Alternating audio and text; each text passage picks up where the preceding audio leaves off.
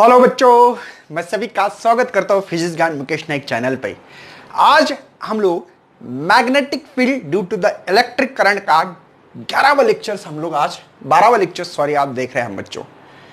इसके पहले हम लोगों ने मैग्नेटिक फोर्स क्या होती है, मैग्नेटिक फील्ड कहाँ होती है, बर्ड सर्वेंट लॉ पढ़ा था। आज हम लोग बच्चों एम्पियर सर्किटल लॉ पढ़ने जा रहे हैं। सर क्या है एम्पियर सर्किटल लॉ? बच्चों कुछ नहीं है, जैसे बॉयड सर्वेंट लॉ, कोई कंडक्टर में से अगर करंट फ्लो हो तो कोई पॉइंट पे मैग्नेटिक फील्ड की स्ट्रेंथ कितनी है ये हम लोग डिटरमाइन करते थे। ओके, आज बच्चों हम लोग वही बॉयड सर्वेंट लॉ का एडवांस वर्जन पढ़ने जा रहे हैं। एडवांस वो है एम्पियर सर्किटल लॉ। जैसे कि बच्चों हम लोग इलेक्ट्रोस्टैटिक्स में अपने देखा होगा, पहले कूलम्स लॉ पढ़ते थे, याद है बच्चों? उसी का एडवांस वर्जन गॉस लॉ आता था। गॉस लॉ समझ में आया? जैसे कि तब यहां पे बॉयड सर्वेंट लॉ है, वैसे वहां पे हम लोग इलेक्ट्रोस्टैटिक फोर्स में कूलम्स लॉ पढ़ते थे। वैसे कि बच्चों यहां पे हम लोग एम्पियर सर्किटल लॉ पे आ रहे हैं, वहां पे बच्चों हम लोग गॉस लॉ पढ़ते थे। सिमिलरिटी है, एनालॉजी है कुछ चीजों की और सिमिलरिटी। बच्चों मैं इस लेक्चर को अभी स्टार्ट करने जा रहा हूं, लेकिन एक बात समझो, ये जो अभी पढ़ा रहा हूं आपके बुक्स में नहीं है, डिफाइन स्टेटमेंट नहीं है, मैं इसको दे रहा हूं, इसको पहले समझ लेंगे। जो आपके चैप्टर में, जो आपके बुक्स में जो टेक्स्ट बुक है बच्चों, जो कंटेंट दिए उसको भी लेने वाला हूं। नहीं तो बहुत सारे बच्चों को लगता है सर पढ़ाने वाले कि नहीं यार, ये तो बुक्स के कोई बाहर का पढ़ा रहे। नहीं, ऐसे नहीं, 5 मिनट आपको रुकना है, उसके बाद में आपके बुक्स में जो दिया है कंटेंट उसको हम लोग स्टार्ट करेंगे। सबसे पहले आपको क्या दिया है बच्चों, ये लॉ कब इस्तेमाल करते हैं कब नहीं है, ये भी आप लोगों को और 5 मिनट पढ़ना पड़ेगा। 5 मिनट ये पढ़ना है, ये लॉ को हम लोग क्यों अप्लाई करना चाहते हैं, क्या जरूरत है, कब इस्तेमाल कर सकते हैं। ठीक है, बॉयड सर्वेंट लॉ होते हुए भी एम्पियर लॉ आने का मतलब क्या है, कुछ एडवांस होगा, है ना? जैसे कि हमारे पास फोन में 2 GB मेमोरी थी, रैम थी बच्चों, अभी 4 GB, बाद में 8 GB। एडवांस में हम लोग देखना चाहते हैं, जैसे कि फोन का जो हमारा कैमरा वो भी कितना मेगापिक्सल है उसके ऊपर डिपेंड करता है, वर्जन बढ़ते जा रहा है। वैसे इसी का बच्चों मैग्नेटिक फील्ड निकालने का एक वर्जन एडवांस में आ चुका है, हम लोग उसको पढ़ने जा रहे हैं। सबसे पहले बच्चों जानबूझकर मैं कम समय, क्योंकि आपके बुक्स में नहीं दिया है, कम समय में मुझे ये इसका स्टेटमेंट पढ़ाना है। तो ये स्टेटमेंट में बच्चों ये इक्वेशन छुपा है, जो इक्वेशन आपके पास ये क्या होता है समझा दूंगा, टेंशन मत लेना। B.dl बच्चों तो होता है मतलब μ0I। सर क्या मतलब है समझा दूंगा, धीमे धीमे हर समझ में आएगी चीज। भैया एम्पियर सर्किटल लॉ का इक्वेशंस है, क्यों लिखा है आपने? तो देखो यहां पे line integrals of magnetic field, ये कैसे लाया है मैं पहले आपको एक काम करता हूं, उससे भी कैसे इक्वेशन लाया इसको समझा के देने की कोशिश करता हूं। बच्चों सबसे पहले वर्ड पे ध्यान देना है, लाइन इंटीग्रल्स। ठीक है, लाइन मतलब बच्चों कोई एक लाइन है ये, और यहां पे A पॉइंट से बच्चों, यहां पे B पॉइंट से, यहां पे एक फोर्स लग रहा है, कंसीडर करते हैं ये फोर्स है बच्चों, ये यहां DL पे इतनी फोर्स है बच्चों, ये फोर्स का डायरेक्शन है। किसी ने कहा कि चलो वर्क बताओ सर, A से B कोई चीज आ रही है तब वर्क, जैसे कि हम लोग मैकेनिक्स में पढ़ते वैसे पढ़ रहे हैं, इसका इस लॉ से कोई संबंध नहीं है, दूर दूर का संबंध नहीं है। आपको मैं पढ़ा रहा हूं कि लाइन इंटीग्रल कैसे होता है, ये पढ़ा रहा हूं बच्चों, समझ में आ रहा है? तो लाइन के अलोंग निकालना है, लाइन के अलोंग एरिया होता है, जैसे कि बोर्ड के बारे में सरफेस एरिया, किसी ने कहा ये रूम के बारे में या वॉल, तो आप लोग वॉल्यूम इंटीग्रल निकालेंगे। समझ में आ रहा है भैया मैं क्या बोल रहा हूं? Line integral, surface area, volume, ये चीजें तो समझ में आ रही है ना? तो यहां पे ध्यान देना बच्चों, मुझे वर्क किसी ने बोला निकालना, तो हम लोग निकाल सकते हैं। यहां पे जो वर्क हो रहा छोटा सा वर्क, इसको DW लिखेंगे, और यहां पे फोर्स के साथ जो लाइन इंटीग्रल है वो लिया, फोर्स इंटू डिस्प्लेसमेंट, पता है ना आप लोगों को फार्मूला बच्चों? ठीक है, तो हम लोग इंटीग्रेशन कर रहे हैं DW। इंटीग्रेशन कहां से कहां बच्चों? A से B, छोटा a b लिखो, चलो ओके ठीक है। ओके, तो इसको लिखेंगे बच्चों F.dl वेक्टर A से B। ये किसके लिए बच्चों इंटीग्रेशन? ये लाइन इंटीग्रल रहा तो मतलब लाइन के अलावा निकालना है तब बच्चों। बस समझ में आ रही है, कोई टेंशन तो नहीं है, ऑल इज वेल है बच्चा। ओके, लाइन इंटीग्रल निकालने का ये फार्मूला। लाइन इंटीग्रल निकालने के लिए ऐसे करते हैं हम लोग। अच्छी बात है सर। अगर किसी ने कहा है कि यहां पे इलेक्ट्रिक फील्ड है, ऐसे ऐसे डायरेक्शन है इलेक्ट्रिक फील्ड का डायरेक्शन बच्चों, और आपने कहा है कि यहां पे एक छोटा डीएल टुकड़ा ले लिया तो ई डॉट डीएल लिखा, तो बच्चों इसको चेंज इन पोटेंशियल का फार्मूला गया। पोटेंशियल का फार्मूला पता है ना आपको, या इलेक्ट्रिक का पोटेंशियल ग्रेडियंट बोलते हैं। चलो ओके, कोई टेंशन नहीं सर, ए से बी जो भी लिखा होगा आपने, या कोई लोग ऐसे लिखेंगे इसको V A minus V potential difference, या वी बी माइनस वी जो हायर लोअर जो भी। अच्छी बात है सर। लेकिन बच्चों इसी को अगर मैं लाइन की जगह पे क्लोज कर दूं तो इसकी इलेक्ट्रिक फील्ड जो होती है वो जीरो होती है। कहां है सर इलेक्ट्रोस्टैटिक चैप्टर में, टेंशन मत लेना भैया, ठीक है। वैसे ही बच्चों मैंने सेम यहां पे एक चीज ली, ठीक है, ए से बी, यहां पे स्मॉल ए स्मॉल बी, और साथ में बच्चों यहां पे आपके लिए जो एग्जांपल ले रहा हूं same to same magnetic field बच्चों ये डायरेक्शन में, ठीक है, समझ लेना, ओके। और ये छोटे टुकड़े के कारण है डीएल, जो ऐसे कर दो, ठीक है।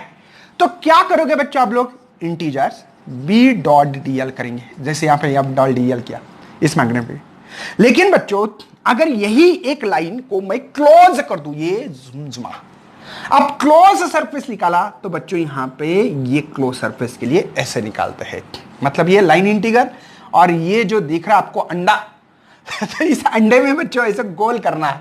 क्यों करना है, क्योंकि कोई क्लोज सरफेस रहा तो वहां पे मैग्नेटिक फील्ड मिलते बच्चों ये म्यू जीरो आई। तो ये क्या है क्या नहीं, ये सबसे पहले हम लोग इसका स्टेटमेंट देखेंगे, आपको बात धीमे धीमे हर चीज समझ में आएगी और हम लोग आगे बढ़ते रहेंगे। तो सबसे पहले समझ में आएगा बच्चों लाइन इंटीग्रल क्या होता है, और क्लोज वर्ड जो लगाया है पहले ये, इसका मतलब समझ में आता होगा कि इस जो लिया है अपने सरफेस इसको क्लोज करना पड़ेगा। लाइन के लिए सिंपल ये लाइन होगी, लाइन के अलोंग होगा तो देखो यहां पे वही इसका मतलब देखो बच्चों, समझने के लिए मुझे इतना बड़ा लेक्चर बनाना पड़ रहा है। देखो state that the close line integers of magnetic field, देखो फील्ड है around the current carrying the conductor is equal to क्या है बच्चों, म्यू जीरो। म्यू जीरो को क्या बोलते हैं, एब्सोल्यूट परमेबिलिटी, मतलब इस स्पेस में से कितनी लाइन पास हो रही है मैग्नेटिक फील्ड, जुम जुम, जैसे कि अभी मेरे ऊपर जो लाइट आ रही है ये पास हो रही है बच्चों इस मीडियम में से, उसको बोलते mu times the total current enclose by close line. इस क्लोज लाइन के अंदर का करंट होना चाहिए बच्चों। ये जो करंट लिख रहे हैं ना आप लोग, कभी कभी कुछ लोगों ने तो ऐसा भी लिखा देखा है था मैंने, B D L mu zero I, कौन सा बच्चों, ये इनसाइड वाला करंट होना चाहिए। ये जो आई लिख रहे हैं ना आप लोग, इस क्लोज पाथ के अंदर का करंट, बाहर के करंट से कोई लेना देना नहीं है। मुझे लेना देना किससे बच्चों, इनसाइड अंदर वाला करंट। जैसे कि किसी ने कहा कि एक कंडक्टर है बच्चों, ठीक है, तो ये जो क्लोज है इसमें से जो पास हो रहा है इस जूम, देखो ये ऐसे ऐसे ऐसे ऐसे इसमें से करंट ऐसा पास हो रहा है, ये मेरे तरफ आ रहा है ऐसे आंखों की तरफ। बात समझ में आ रही बच्चों, तो ये इनसाइड वाले करंट की बात करनी है हम लोगों को। तो बच्चों ये था, देखो ये सेंटेंस को पढ़ने का तरीका ये है, मतलब इसका इक्वेशन ही यही है उल्टा, ये आपके पास नहीं है बच्चों, ठीक है, आपके बुक्स में नहीं दिया था, इसलिए सिंपल देखो बी को क्या बोला है, इसको पहले पढ़ना है। क्या है बच्चों, क्लोज लाइन इंटीग्रल, बी को ने magnetic field around a current carrying the conductor, मतलब छोटा टुकड़ा, इज इक्वल टू, दिख रहा है इक्वल टू क्या है बच्चों, एब्सोल्यूट परमेबिलिटी कहते हैं इसको ऑफ द मीडियम। इस मीडियम की, इस मीडियम में से कितने लाइन पास हो रही है, वाटर में से अलग लाइन पास होगी, मतलब मीडियम के ऊपर डिपेंड होता है। और ये कौन है, टोटल करंट, ये करंट है, लेकिन टोटल करंट कहां का, इस इनक्लोज, ये जो इनक्लोज पाथ है बच्चों इसके अंदर का, या इसको एम्पियर लूज भी बोलते हैं, आगे बात करेंगे हम लोग, ये इसके अंदर का बच्चों। बात समझ में आ रही है, ये है एम्पियर सर्किटल लॉ बच्चों, ये इसका स्टेटमेंट है।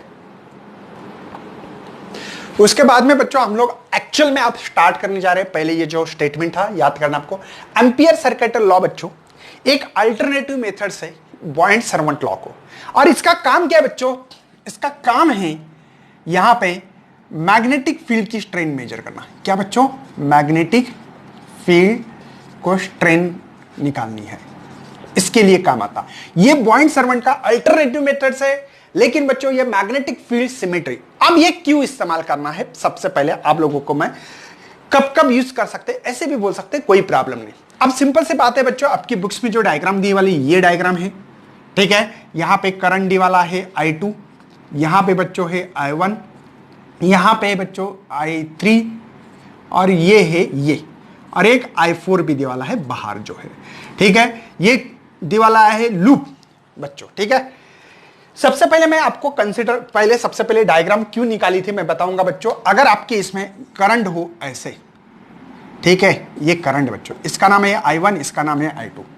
अगर कोई पॉइंट पे मैग्नेटिक फील्ड की स्ट्रेंथ निकालना है बच्चों, तो हम लोगों को ये एम्पियर्स लॉ ये कहलाता है कि उस लाइन में से एक सी काटते हुए एक लूप बनाना है। एक लूप, कोई भी लूप बना सकते हैं, ऐसा कुछ नहीं है, ठीक है। ये लूप बनाना है बच्चों। क्या करना है, इसी लूप को बच्चों कहते हैं एम्पियर्स लूप बोलते बच्चों। मतलब जिस पॉइंट पे ये एक हो सकता है करंट, दो हो सकते हैं, तीन हो सकते हैं, जैसे कि हमारे यहां पे ये I1 है, ये I2 है, इसको I3 बोला है। अगर यहां पे ये करंट देखो बच्चों, इसका मतलब क्या है, ये आपके तरफ आ रहा, ये डॉट मतलब आपके जूम, I3 अंदर, जूम अंदर है बच्चों, ये बाहर है I2 आपकी तरफ है बच्चों। तब मैंने बोला कि चलो P पॉइंट पे मुझे मैग्नेटिक फील्ड निकालनी है। जैसे कि यहां पे ये P पॉइंट यहां पे है, कंसीडर करो आपके बुक्स में जो दिया वाला है, और वो छोटा एलिमेंट लिया बच्चों DL, छोटा टुकड़ा ले लिया, मतलब एक रस्सी है, ऐसे पकड़ लो और इसमें से पास करके एक लूप बना दिया, ठीक है, या रिंग रख दी इसके अंदर, ऐसे कंसीडर करो, ठीक है। तो बच्चों यहां पे इसकी मैग्नेटिक फील्ड ये होगी B, ये होगा अपना DL, और इसके एंगल का एंगल होगा थीटा। समझ में आ रहा है बच्चों? वही डायग्राम आपके बुक्स में दी वाली है, कोई टेंशन लेने की जरूरत नहीं है।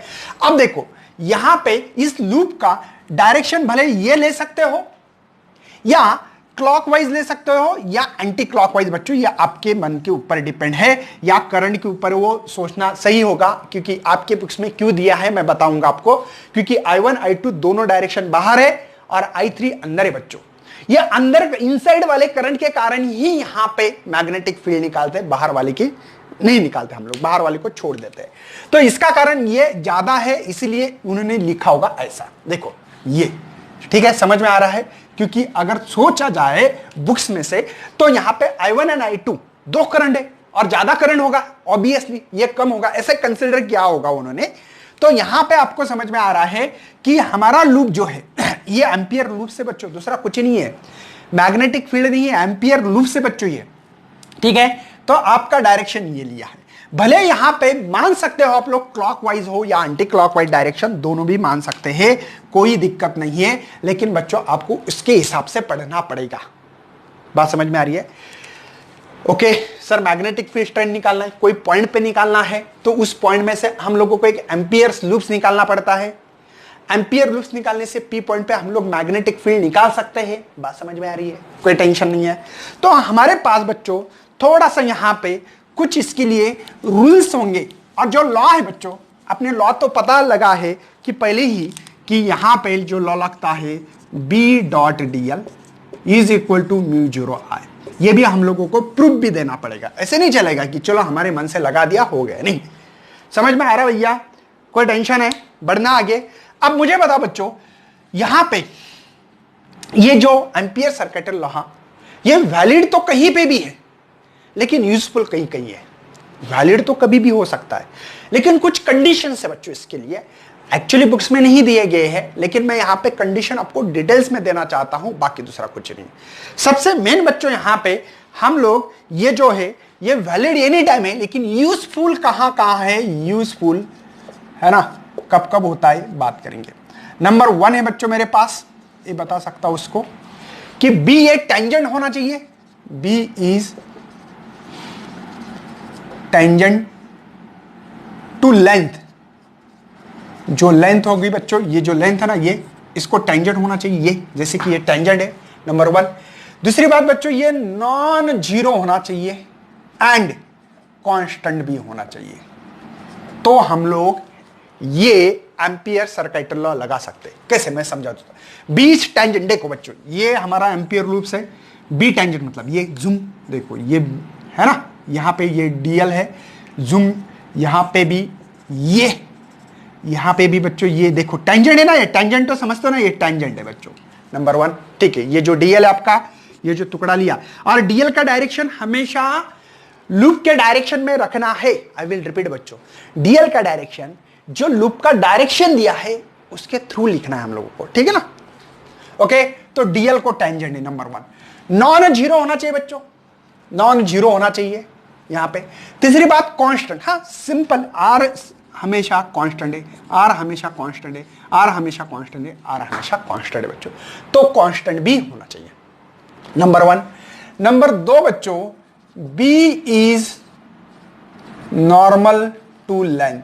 बी जो है बच्चों, ये लेंथ को आपको नॉर्मल रखना पड़ेगा। क्या रखना पड़ेगा? नॉर्मल होना बहुत जरूरी है। नॉर्मल समझते हो ना, मतलब परपेंडिकुलर होना चाहिए लेंथ को। मतलब ये जो लेंथ है बच्चों, ये आपका मैग्नेटिक फील्ड, जैसे कि यहां पे अगर ये मैग्नेटिक फील्ड है ऐसी, तो ये हमारा ये डीएल रहा, तो ये मैग्नेटिक फील्ड बराबर परपेंडिकुलर होना चाहिए। मतलब बच्चों B is normal to perpendicular. फिलहाल मैं इस चीज को समझा दूं बच्चों। चलो, क्या लिखा है मैंने? बी डॉट डीएल, है ना। इसको कैसे लिख सकते हैं हम लोग? यहां पे लिख सकते हैं बी डॉट डीएल को बी कॉस थीटा। टेंजेंट होना चाहिए। टेंजेंट का मतलब क्या है बच्चों? यहां पे हम लोगों को समझ में आना चाहिए कि कॉस 0 होना चाहिए, कॉस 0 1। तो यहां पे हम लोग बी इंटीग्रेशन डीएल का लेंथ एल लिख सकते हैं। नंबर बी है बच्चों, B is normal to length. Normal का पता है ना बच्चों? देखो यहां पे अगर डीएल हमारा ये है तो ये परपेंडिकुलर होना चाहिए, नॉर्मल होना चाहिए। तो बच्चों यहां पे बी 0 मिलेगा, या इसका इंटीग्रेशन बताओ, इसका इंटीग्रेशन हम लोगों को 0 मिलेगा। क्यों? क्यों बच्चों? तो आपको पता है कि बी डीएल कॉस 90 होगा, कॉस 90 0 होता है। नंबर सी बच्चों, देखो बी नॉर्मल होना चाहिए, तब हम लोग इस्तेमाल कर सकते हैं। बी टेंजेंट होना चाहिए लेंथ को, नॉन जीरो एंड कांस्टेंट होना चाहिए। और थर्ड बच्चों, बी गायब होना चाहिए, मतलब इसको क्या बोल सकते हैं? Not present. B is vanishes बोल रहे तो वैनिशेज, ठीक है। बी इज वैनिशेज रहा तो आपको पता है कि वहां पे भी हमको यहां पे जो इसका इंटीग्रेशन है वो भी 0 मिलेगा। ये 3 कंडीशन अगर फॉलो करता है। हाँ, एक भूल गया बच्चों, सिमेट्री होना बहुत जरूरी है। सिमेट्री होना बहुत जरूरी बच्चों। ये एम्पियर लॉ हम सिमेट्री के लिए ही इस्तेमाल करते हैं। मेन फोकस बच्चों यही पॉइंट पे फोकस करना आपको। ये सिमेट्री होना बहुत ही जरूरी है, सिमेट्री होना बहुत जरूरी है। बहुत बार बोल रहा बच्चों मैं, दिस लॉ इज क्या कर सकते यूजफुल। द सिमेट्री के लिए एम्पियर्स लॉ बनाया गया है। एक्चुअल में सिमेट्री होना बहुत जरूरी है, ठीक है। ये चीजें आपको होना चाहिए। बी इज टेंजेंट होना चाहिए, ओके। बी क्या होना चाहिए बच्चों? Tangent to its surface, tangent, okay. Sir normal होना चाहिए, नॉर्मल आपको दिखाई दे रहा। बी वैनिशेस रहा तो इसमें, या सिमेट्री रही तो हम लोग यहां पे इस्तेमाल कर सकते हैं। उसके बावजूद बच्चों और कुछ पॉइंट दूंगा, ठीक है।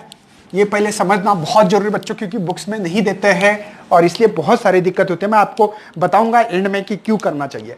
ये देखो बच्चों, ये जो करंट है ना, ये आई इनसाइड वाले करंट होना चाहिए। जैसे कि इनसाइड यहां पे 4 करंट है, इसमें से कौन से इनसाइड है बच्चों? कौन से करंट ले सकते हैं हम लोग?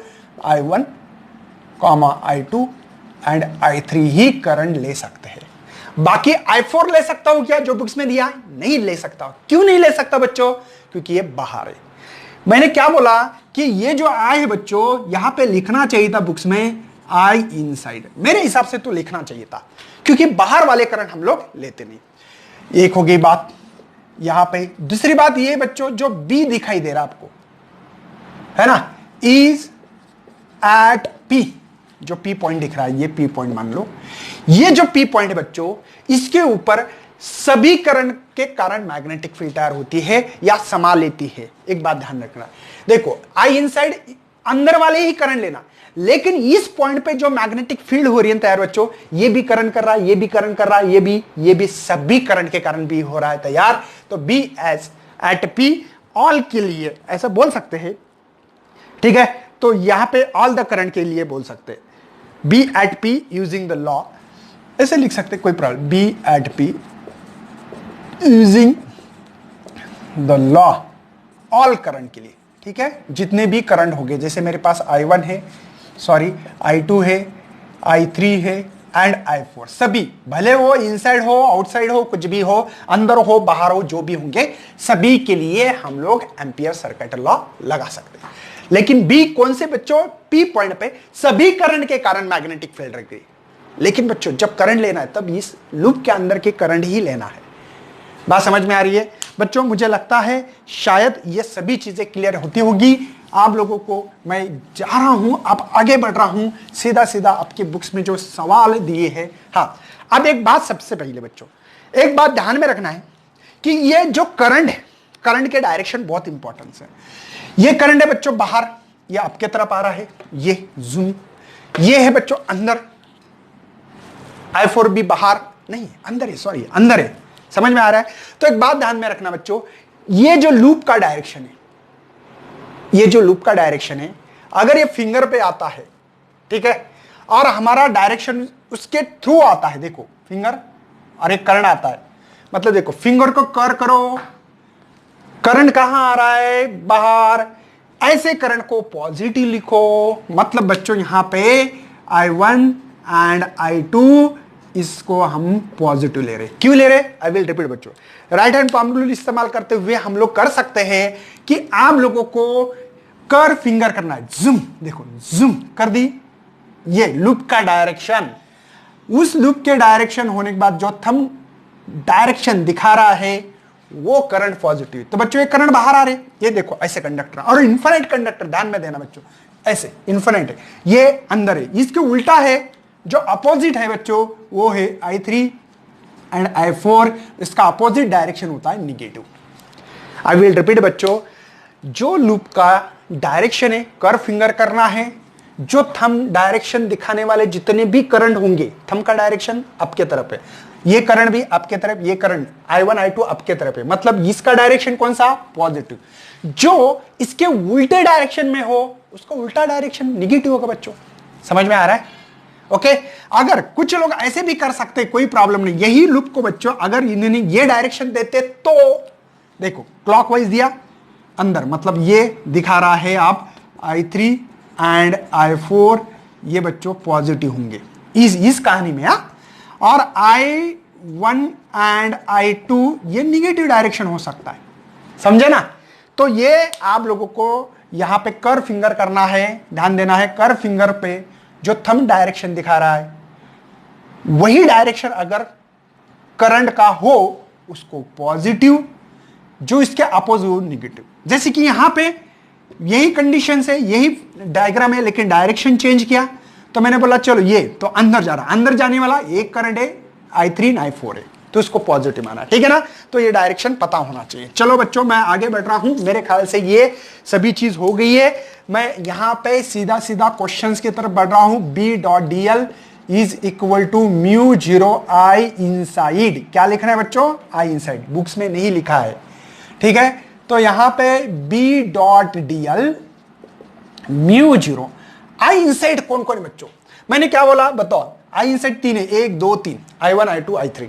लेकिन बच्चों इसका डायरेक्शन बहुत इंपॉर्टेंस है, मुझे बताओ I1 का डायरेक्शन पॉजिटिव है, पॉजिटिव है ना भैया? देखो थंब, ये है आपका लूप का डायरेक्शन, जूम आपके तरफ है, जूम, तो ये I1 पॉजिटिव, वैसे same I2 positive, I3 negative क्यों लिखा है? मेरे ख्याल से मेरे सभी भाई बहनों को समझ में आता होगा, ठीक है? ऑल इज वेल, समझ में आ रहा है भैया? I इनसाइड, जो भी इनसाइड थे उनको अपन ने ये तरीका बताया है, ठीक है? बढ़ना आगे, चलो। तो बच्चों यहां पे हम लोग इसी चीज को इस तरीके से लिख सकते हैं, वो बात करेंगे। अब मुझे बताओ, थोड़ा सा आप इस चैप्टर से थोड़ा सा बाजू में हट रहा हूं मैं, आपको भी समझ में आएगा क्यों। देखो अगर आप लोगों ने ये कंडक्टर इनफिनिट रहा, पी पॉइंट पे मैग्नेटिक फील्ड निकालनी है, उसको काटते हुए ऐसे कर दूं, ठीक है? तो यहां पे ये आर दूरी पे है, करंट ये फ्लो हो रहा है, कोई शक है भैया? यहां पे अगर इसको ऊपर से देखा जाए तो आपको ऐसे दिखेगा बच्चों कि करंट ये आ रहा ऊपर, जूम, तो मैग्नेटिक फील्ड बच्चों ये होगी, और मैग्नेटिक फील्ड ये होगी, मैग्नेटिक फील्ड ये होगी, मैग्नेटिक फील्ड ये होगी, ये आर है, ये भी आर है। तो मैं यहां पे एम्पियर सर्किटल लॉ लगा सकता हूं क्या? बिल्कुल लगा सकते भैया। क्यों? क्योंकि देखो ये टेंजेंट है, नॉन जीरो है मैग्नेटिक फील्ड, और कांस्टेंट है क्योंकि बच्चों सेम दूरी पे है, ये लूप सेम दूरी पे। तो इसलिए मैं लगा सकता हूं बी डॉट डीएल। ये आपको नहीं है बच्चों, मैं पढ़ा रहा हूं क्योंकि हम लोगों को यहां पे बी की वैल्यू डालनी है। तो म्यू जीरो आई इंटीग्रेशन, तो इसको लग सकता हूं बी डीएल कॉस जीरो होगा। पहली कंडीशन बच्चों, कॉस जीरो, टेंजेंट है ना, जीरो लिखते हैं हम लोग।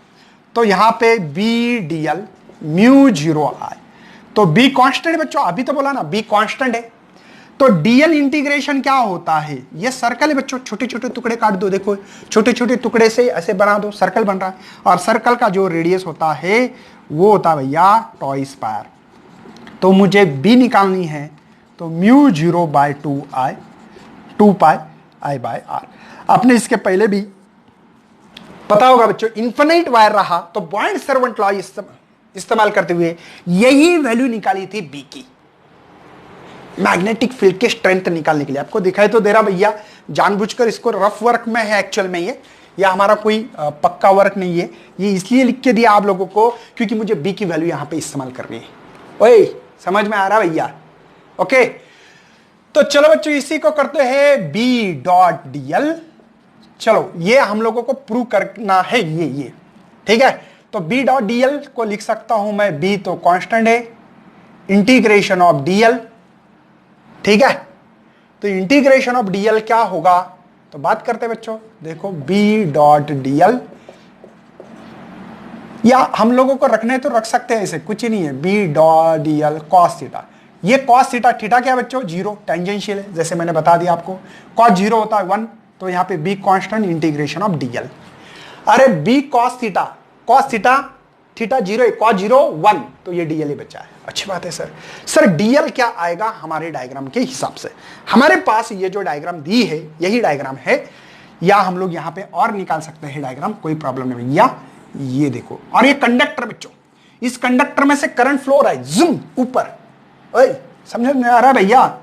और ये डीएल यहां लिखा है मैंने, ये डीएल है मेरा, ठीक है। और यहां से वो थीटा एंगल इतना कर रहा है, डी थीटा कर रहा है, और यहां पे ये आर, आर मानो जो भी मानना है मान सकते हैं, कोई प्रॉब्लम नहीं है, आपकी मर्जी, आपके बुक्स में जो दिया होगा कर सकते। चलो कोई प्रॉब्लम नहीं है सर।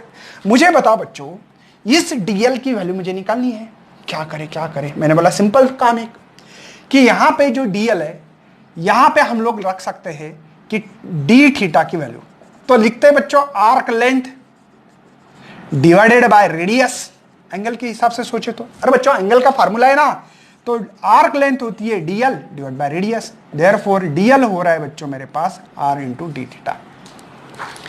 अरे थीटा का फार्मूला मालूम है ना, आर्क लेंथ, आर कितनी है? डीएल है, रेडियस क्या बच्चों? आर माना है। चलो डाल देते बच्चों बी डॉट डीएल, यहां पे बी कांस्टेंट है, डीएल का इंटीग्रेशन मिल रहा है मुझे आर इंटू डी थीटा। और कहां से कहां बच्चों कर सकते हैं हम लोग? 0 से 2 पाई।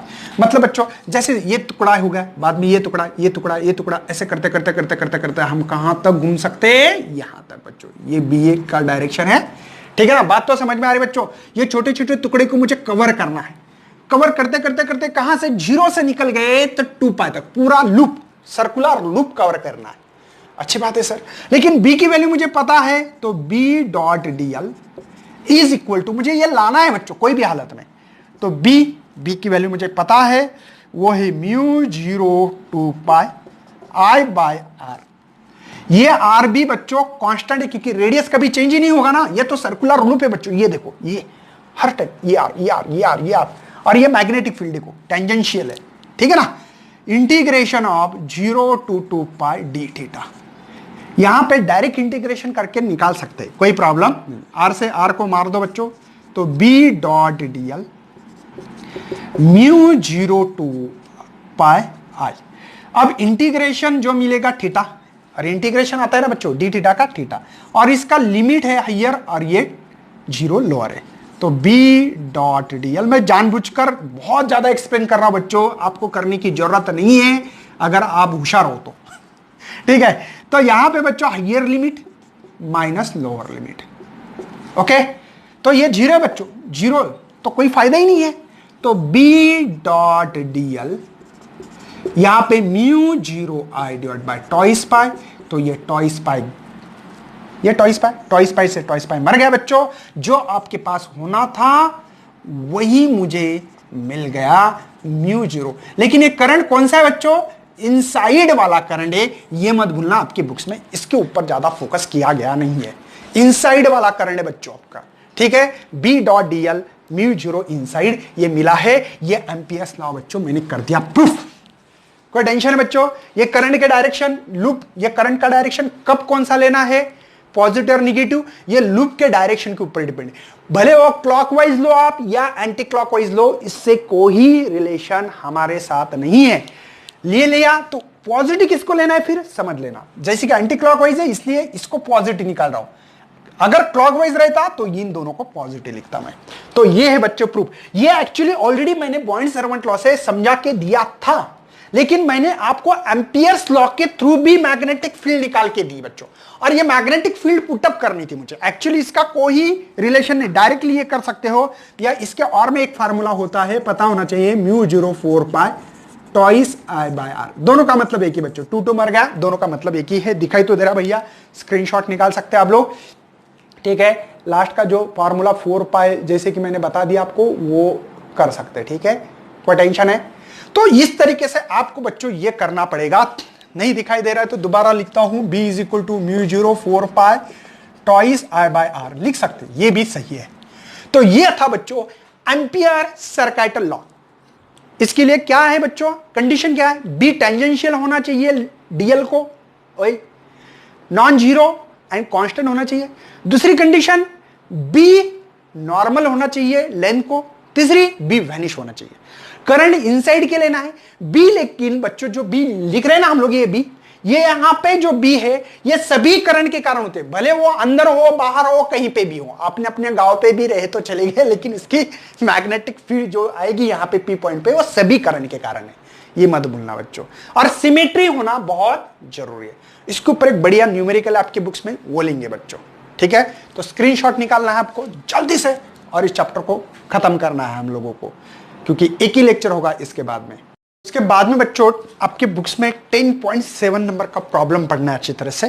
देखो, अ coaxial cable consist of the central conducting core of radius, देखो एक स्मॉल ए बच्चों, ये स्मॉल ए है, and coaxial cylinder outer conductor of radius, उसका ही आउटर कंडक्टर का जो रेडियस है दूसरे का बी है, मतलब दो वे बच्चों।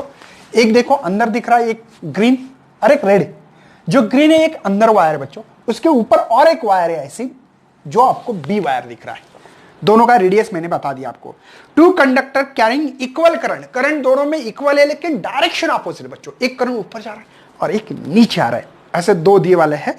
इन and out of plane of paper, in मतलब अंदर जा रहा है, एक अंदर जा रहा है ऐसे जूम, और एक बाहर है, ये दिए वाला है दोनों के अंदर। What will the magnitude of magnetic field be, एक कंडीशन दी वाली है पहले इसके बारे में, A is less than R। देखो आपको अगर दिखाई नहीं दे रहा तो दोबारा लिखता हूं बच्चों, A, ठीक है, ये A is less than R। लग रहा है यार छोटा है बच्चों, क्योंकि ये इनर रेडियस है, ये आउटर है, और B से R छोटा है, लग रहा है। देखो B आउटर का मतलब जो दूसरा वायर है उसका रेडियस है बच्चों, इनर वाला। बात समझ में आ रही है ना, ये कंडीशन समझ में आ रही है बच्चों। A जो है ये अंदर वाला जो है, आप अंदर वाला उसका रेडियस है, मतलब इनर, और उसी का आउटर बच्चों, जैसे कि मार्कर, ये मार्कर के अंदर दिखाई दे रहा है आपको, दिख रहा है ये नीचे, अंदर का रेडियस कम होगा बाहर का बड़ा होगा कि नहीं, समझ में आ रहा है। अब मैं इसके अंदर डाल रहा हूं, ठीक है, तो इसके अंदर का एक रेडियस इस मार्कर के ये जो पार्ट है उसका अंदर का अलग होगा, बाहर का अलग होगा। ये बड़ा है, ये छोटा है बच्चों। तो ये छोटी वायर है ऐसे जूम आ रही है, उसका अंदर का रेडियस है A, बाहर का R, और ये इनर वाले मतलब जो आउटर है उसका इनर रेडियस है बच्चों। समझ में आ रहा है, घबराना नहीं बच्चों, हम आपके साथ में है, ठीक है। एम्पियर सर्किटल लॉ हमारे पास, B dot DL is equal to बच्चों म्यू जीरो I, यही है एम्पियर सर्किटल लॉ बच्चों हमारे पास। कोई टेंशन लेने की जरूरत नहीं है। आपको इसका पता है कि बी तो यहां पे कांस्टेंट है, चलो ठीक है, यहां पे इंटीग्रेशन ऑफ डीएल रख सकते हैं म्यू जीरो आई, या आपको डायरेक्टली रखा तो भी चलेगा, कोई प्रॉब्लम नहीं। इंटीग्रेशन डीएल बच्चों सरकमफ्रेंस ऑफ सर्कल है, वायर ऐसी गोल है, तो B twice by R mu zero I. और करंट एक ही है बच्चों, इसके अंदर जो अंदर वाला जो दिख रहा है ना, या आपको सेम मार्कर से निकाल के दिखाता हूं ताकि आपको तकलीफ ना हो। मैं इस वायर की पढ़ाई कर रहा हूं, देखो ये जो दिख रहा है आपको, इसका रेडियस बच्चों ए, ठीक है, और उसका जो आउटर वाला जो रेडियस है, देखो अंदर वाला वायर ये, ठीक है, इसका जो आउटर वाला ये, बात समझ में आ रही भैया। और इसमें करंट फ्लो हो रहा है ऐसे, जूम, बाहर होगा अंदर होगा जो भी होगा, ठीक है, हम बाहर मान रहे हैं ऐसे ऐसे, ओके। तो करंट एक ही है बच्चों, आई नहीं तो बोलेगी इनसाइड वाला करंट सर बताओ, दो करंट बोल रहे थे आप बच्चों, इसके अंदर एक ही करंट है, हाँ उसके और एक है उसके अंदर अलग करंट है, ठीक है, लेकिन सेम करंट है दोनों में। चलो बात समझ में आ रही है।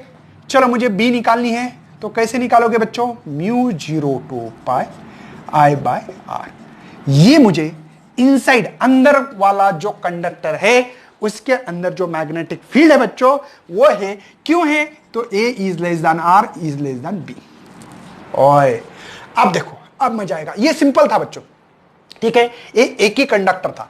अब बाहर वाला दिख रहा है आपको, जो रेड पेन से मैंने निकाला है, देखो बाहर वाले क्या, जो रेडियस है बच्चों वो है हमारे पास B, और जो बाहर वाले का इनर रेडियस, बाहर वाले का मतलब जो नेक्स्ट वायर, इसका जो रेडियस दिया है बच्चों ये स्मॉल आर है, समझे।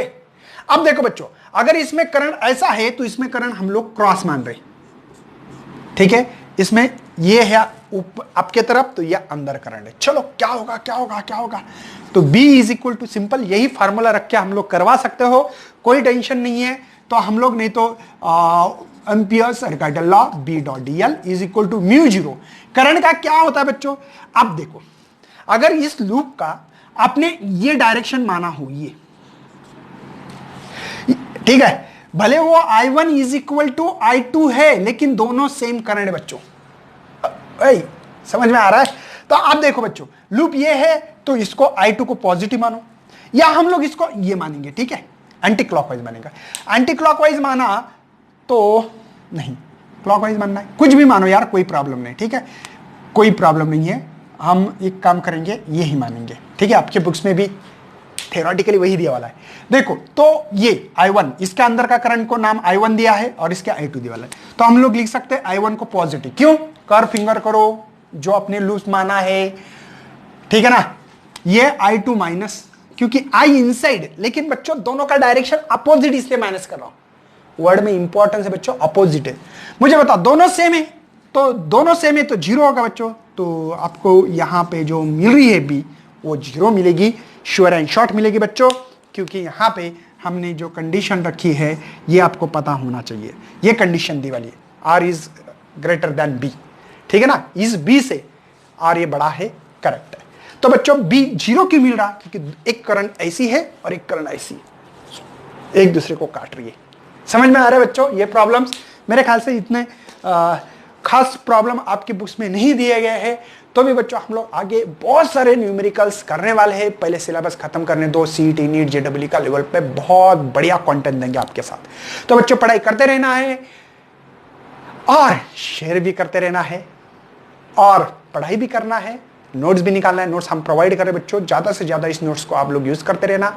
तो thanks for watching this video and best luck for your study.